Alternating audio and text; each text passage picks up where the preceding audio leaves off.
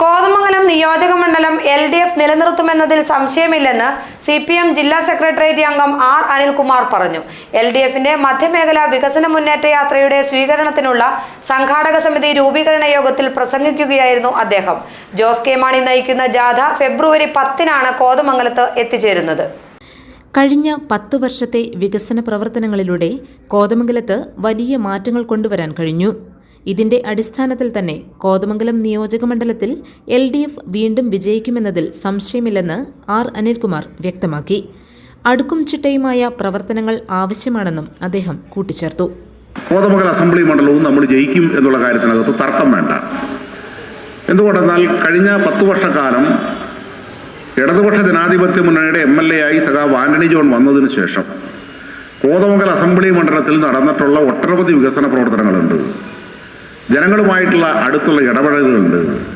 ഇതെല്ലാം ഒരു MLA എങ്ങനെയായിരിക്കണം എന്നുള്ളത് സഖാവ് ആന്റണിയിൽ നിന്ന് പഠിക്കണം എന്നുള്ള നിലയിലേക്ക് പോകുന്ന ഒരു സ്ഥിതിവിശേഷം കോതമംഗലത്തുണ്ട് എന്നുള്ളത് ഇവിടുത്തെ ജനത്തിന് നന്നായിട്ട് അറിയാം.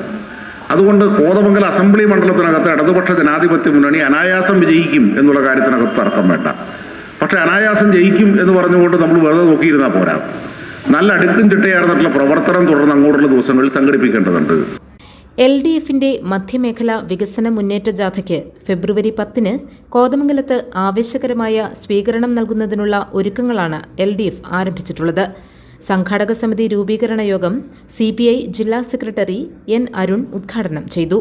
കേരളത്തിലെ ഇടതുപക്ഷത്തെ അങ്ങ് ഇല്ലാതാക്കാം എന്ന് ആരെങ്കിലും മനക്കോട്ട കെട്ടിയിട്ടുണ്ടെങ്കിൽ ആ മനക്കോട്ടയിൽ ഒരു മനപ്പായസം കൂടി കഴിച്ച് ആ ചിന്ത അവിടെ മടക്കി വയ്ക്കാം എന്ന് കേരളത്തിലെ ജനത ഒരിക്കൽ കൂടി ഉറപ്പിക്കുന്ന ഘട്ടമായിരിക്കും വരാനിരിക്കുന്ന 2026 അസംബ്ലി തെരഞ്ഞെടുപ്പ്.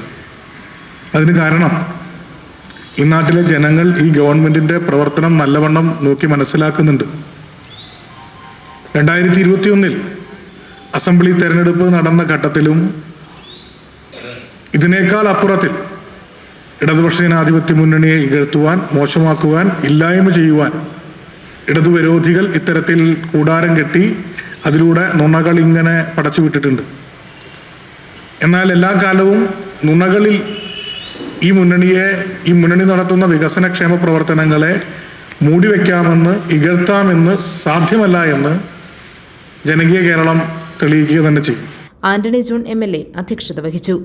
Shaji Muhammad, KA Joy, AA Anshad, PK Rajesh, PT Benny, Manoj Gopi, MM Joseph, Shaji Peechakara, Baby Paulose, Ali Nellikuzhi, Sajan Ambattu, TP Thampan തുടങ്ങിയവർ പ്രസംഗിച്ചു. സംഘാടക സമിതിയുടെ ചെയർമാനായി PJ ബെന്നിയെയും സെക്രട്ടറിയായി R. അനിൽകുമാറിനെയും തെരഞ്ഞെടുത്തു. GTV news, Kothamangalam.